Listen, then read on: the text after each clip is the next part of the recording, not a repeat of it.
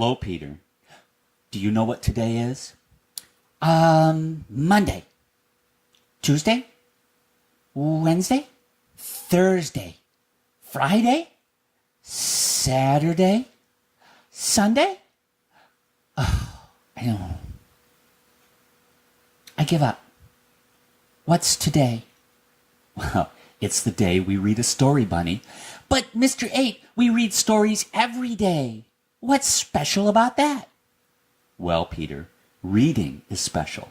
So every day that we read is special. Oh, right. Because we love to read. The Tale of Jemima Puddleduck. What a funny sight it is to see a brood of ducklings with a hen. Listen to the story of Jemima Puddleduck, who was annoyed because the farmer's wife would not let her hatch her own eggs. Her sister-in-law, Mrs. Rebecca Puddleduck, was perfectly willing to leave the hatching to someone else. "I have not the patience to sit on a nest for 28 days, and no more have you, Jemima. You would let them go cold. You know you would." "I wish to hatch my own eggs. I will hatch them all by myself," cried Jemima Puddleduck. She tried to hide her eggs, but they were always found and carried off. Jemima Puddleduck became quite desperate. She determined to make a nest right away from the farm. She set off on a fine spring afternoon along the cart road that leads over the hill. She was wearing a shawl and a poke bonnet.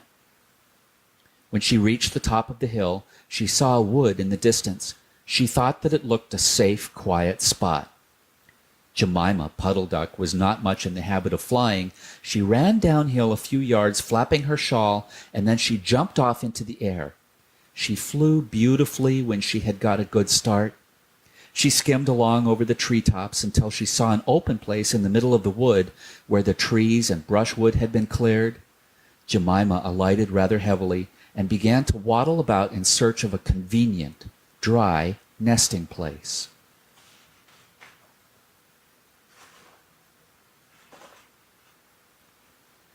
She rather fancied a tree stump amongst some tall foxgloves, but seated upon the stump she was startled to find an elegantly dressed gentleman reading a newspaper. He had black prick ears and sandy-colored whiskers. "Quack," said Jemima Puddleduck, with her head and her bonnet on one side. "Quack." The gentleman raised his eyes above his newspaper and looked curiously at Jemima. "Madam, have you lost your way?" said he. He had a long, bushy tail which he was sitting upon, as the stump was somewhat damp. Jemima thought him mighty civil and handsome. She explained that she had not lost her way, but that she was trying to find a convenient dry nesting place. "Ah, is that so, indeed?" said the gentleman with sandy whiskers, looking curiously at Jemima. He folded up the newspaper and put it in his coat-tail pocket. Jemima complained of the superfluous hen. "Indeed? How interesting! I wish I could meet with that fowl. I would teach it to mind its own business. But as to a nest, there is no difficulty. I have a sack full of feathers in my woodshed. No, my dear madam, you will be in nobody's way. You may sit there as long as you like," said the bushy, long-tailed gentleman. He led the way to a very retired, dismal-looking house amongst the foxgloves. It was built of faggots and turf, and there were 2 broken pails, one on top of another, by way of a chimney. "This is my summer residence. You would not find my my winter house, so convenient," said the hospitable gentleman. There was a tumble-down shed at the back of the house made of old soap boxes. The gentleman opened the door and showed Jemima in. The shed was almost quite full of feathers. It was almost suffocating, but it was comfortable and very soft. Jemima Puddleduck was rather surprised to find such a vast quantity of feathers, but it was very comfortable, and she made a nest without any trouble at all. When she came out, the sandy-whiskered gentleman was sitting on a log reading the newspaper. At least he had it spread out, but he was looking over the top of it. He was so polite that he seemed almost sorry to let Jemima go home for the night. He promised to take great care of her nest until she came back again the next day. He said he loved eggs and ducklings. He should be proud to see a fine nestful in his woodshed. Jemima Puddleduck came every afternoon. She laid 9 eggs in the nest. They were greeny white and very large. The foxy gentleman admired them immensely. He used to turn them over and count them when Jemima was not there. At last, Jemima told him that she intended to begin to sit next day. "And I will bring a bag of corn with me so that I need never leave my nest until the eggs are hatched. They might catch cold," said the conscientious Jemima. "Madam, I beg you not to trouble yourself with a bag. I will provide oats, but before you commence your tedious sitting, I intend to give you a treat. Let us have a dinner party all to ourselves.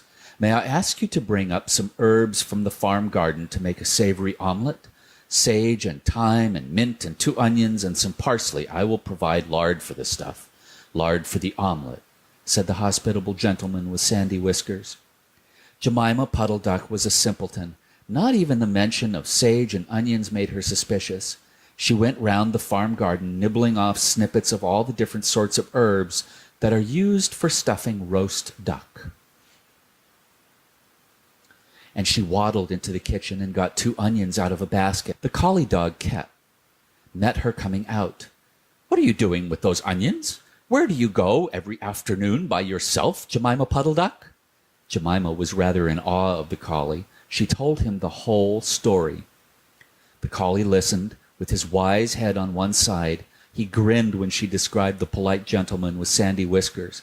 He asked several questions about the wood and about the exact position of the house and shed. Then he went out and trotted down the village. He went to look for 2 foxhound puppies who were out at walk with the butcher. Jemima Puddleduck went up the cart road for the last time on a sunny afternoon. She was rather burdened with bunches of herbs and 2 onions in a bag. She flew over the wood and alighted opposite the house of the bushy long-tailed gentleman. He was sitting on a log. He sniffed the air and kept glancing uneasily round the wood. When Jemima alighted, he quite jumped. "Come into the house as soon as you have looked at your eggs. Give me the herbs for the omelet. Be sharp." He was rather abrupt. Jemima Puddleduck had never heard him speak like that. She felt surprised and uncomfortable. While she was inside, she heard pattering feet round the back of the shed. Someone with a black nose sniffed at the bottom of the door and then locked it. Jemima became much alarmed. A moment afterwards, there were most awful noises, barking, baying, growls and howls, squealing and groans, and nothing more was ever seen of that foxy whiskered gentleman. Presently, Kep opened the door of the shed and let out Jemima Puddleduck. Unfortunately, the puppies rushed in and gobbled up all the eggs before he could stop them. He had a bite on his ear, and both the puppies were limping. Jemima Puddleduck was escorted home in tears on account of those eggs. She laid some more in June, and she was permitted to keep them herself, but only 4 of them hatched. Jemima Puddleduck said that it was because of her nerves, but she had always been a bad sitter. The end.